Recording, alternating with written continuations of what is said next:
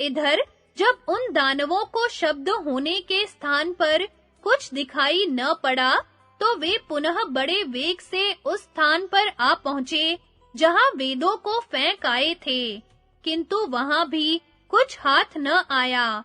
वह स्थान खाली ही दिखाई दिया। अब वे दैत्य बलवान बड़े जोर से ऊपर की ओर बढ़े और शीघ्र ही रसाताल से बाहर निकल आए। ऊपर आकर उन्होंने देखा कि पानी के ऊपर शेषनाग की शैया पर एक चंद्रमा के समान कांतिमान पुरुष सो रहा है। वे विशुद्ध सत्व से संपन्न भगवान ही थे, जो योग निद्रा में पौढ़े हुए थे।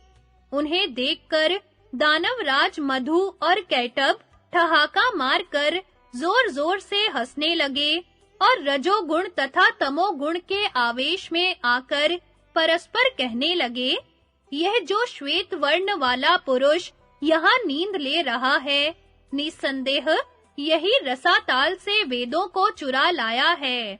यह किसका पुत्र है, कौन है और क्यों यहाँ सांप के शरीर पर सो रहा है? इस प्रकार बातचीत करके उन दोनों ने श्री हरि को जगाया। उन्हें युद्ध के लिए उत्सुक देख भगवान पुरुषोत्तम उठकर खड़े हो गए और उन दोनों की ओर दृष्टि डालकर उन्होंने मन ही मन युद्ध का निश्चय किया।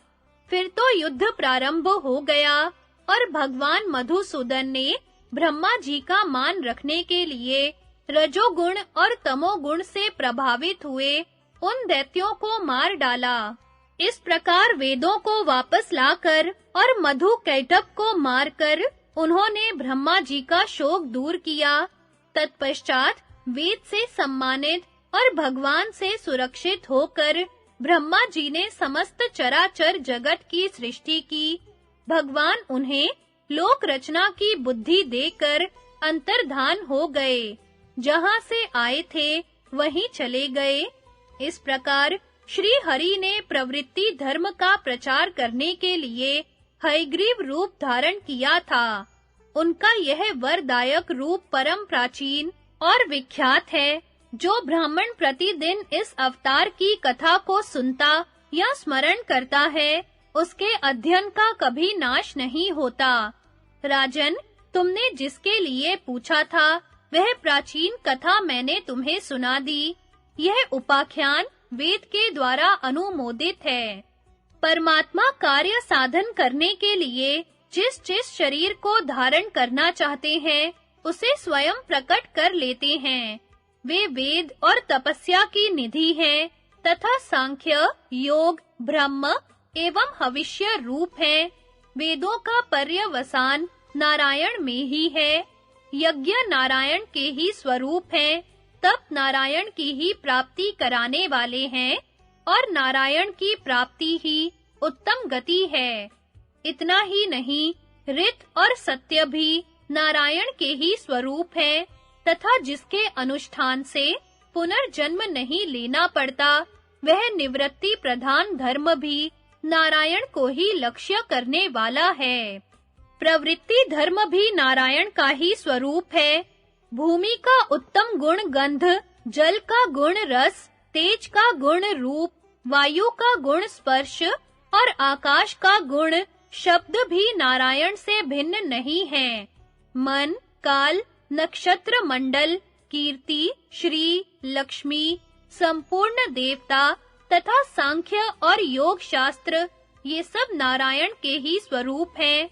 पुरुष, प्रधान, प्रभाव, कर्म तथा दैव, ये जिन वस्तुओं के कारण हैं, वे भी नारायण रूप ही हैं। अधिष्ठान, कर्ता, भिन्न-भिन्न प्रकार के करण, नाना प्रकार की अलग-अलग चेष्टाएं तथा देव, इन 5 कारणों के रूप में सर्वत्र श्री हरि ही विराजमान हैं।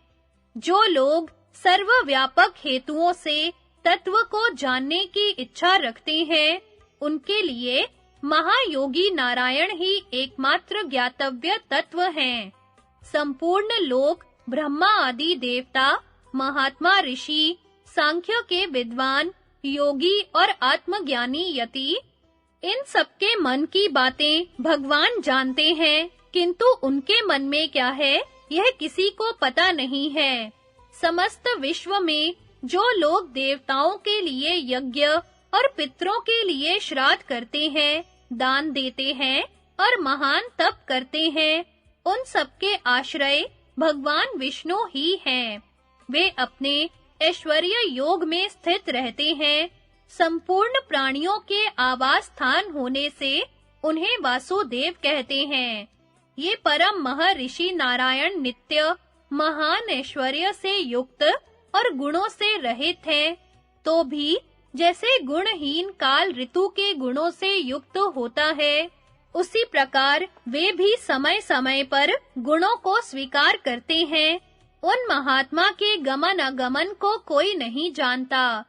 जो ज्ञानी महर्षि हैं, वे ही उन नित्य अंतर्यामी परमात्मा का साक्षात्कार करते हैं। जन्मेजय ने कहा, ब्राह्मण भगवान अनन्य भाव से भजन करने वाले अपने सभी भक्तों को प्रसन्न करते और उनकी विधिवत की हुई पूजा को स्वीकार करते हैं। यह कितने आनंद की बात है।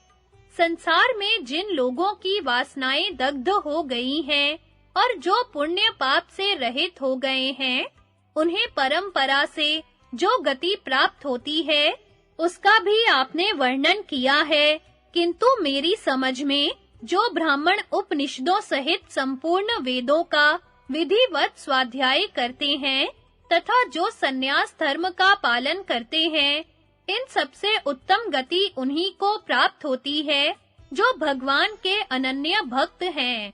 भगवान, इस भक्ति रूप धर्म का किसने उपदेश किया है? इसका आदि उपदेशक कोई देवता है या ऋषि? एकांत भक्तों की नित्यचर्या क्या है और वह कब से प्रचलित हुई है? मेरे इस संदेह को दूर कीजिए, क्योंकि मुझे इन सब बातों को जानने की बड़ी उत्कंठा है। वैशंपायन जी ने कहा, राजन, जिस समय कौरव और पांडवों की सेनाएं युद्ध के लिए डटी हुई थी और अर्जुन युद्ध से अनमने हो रहे थे, उस समय स्वयं भगवान ने उन्हें गीता में इस धर्म का उपदेश दिया तथा सृष्टि के आदि में जब भगवान नारायण से ब्रह्मा जी का मानसिक जन्म हुआ, उस समय उन्होंने भी अमित तेजस्वी ब्रह्मा जी को इस धर्म का उपदेश दे करके कहा, तुम युगों के धर्म तथा निष्काम कर्म का विधान करो। यह आदेश देकर वे अज्ञान अंधकार से परे अपने परम धाम को चले गए। तत्पश्चात सबको वर देने वाले लोक पितामह ब्रह्मा जी ने स्थावर जंगम रूप संपूर्ण जगत की रचना की। सृष्टि के प्रारंभ काल में जब अत्यंत उत्तम सत्य युग का आरंभ हुआ था, उस समय ब्रह्मा जी ने दक्ष प्रजापति को उस धर्म का उपदेश किया। दक्ष ने अपने ज्येष्ठ दोहित्र आदित्य को, जो सविता से बड़े थे, यह धर्म बतलाया। उनसे विवस्वान ने प्राप्त किया। फिर त्रेता युग के आरंभ में विवस्वान ने मनु को और मनु ने लोक कल्याण के लिए अपने पुत्र इक्ष्वाकु को उस धर्म का उपदेश किया। तदनंतर इक्ष्वाकु के उपदेश से इसका विश्वव्यापी प्रचार हो गया।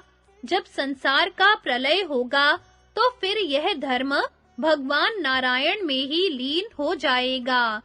नारद जी ने साक्षात जगदीश्वर नारायण से रहस्य और संग्रह सहित इस धर्म को प्राप्त किया था। इस प्रकार यह महान धर्म सबसे प्रथम तथा सनातन है।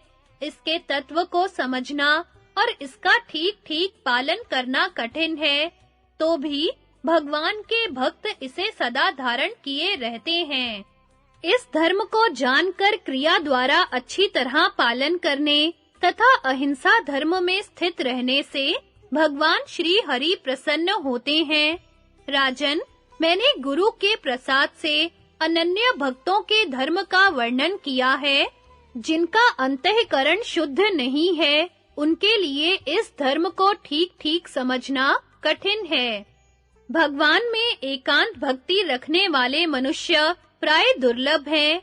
यदि यह संसार भगवान के अनन्य भक्त, अहिंसक, आत्मज्ञानी और संपूर्ण प्राणियों के हितकारी मनुष्यों से ही भरा रहे, तो सर्वत्र सत्य युग ही छा जाएगा, कहीं भी सकाम कर्म का अनुष्ठान नहीं होगा। इस प्रकार मेरे गुरु भगवान व्यास ने ऋषियों के निकट श्री कृष्ण और भीष्म के सुनते हुए धर्मराज युधिष्ठिर से इस धर्म का उपदेश किया था, और व्यास जी को प्राचीन काल में महातपस्वी नारद जी से यह धर्म प्राप्त हुआ था। नारायण की आराधना में लगे हुए अनन्य भक्त चंद्रमा के समान गौर वर्ण वाले पर ब्रह्म स्वरूप भगवान अच्युत को प्राप्त होते हैं।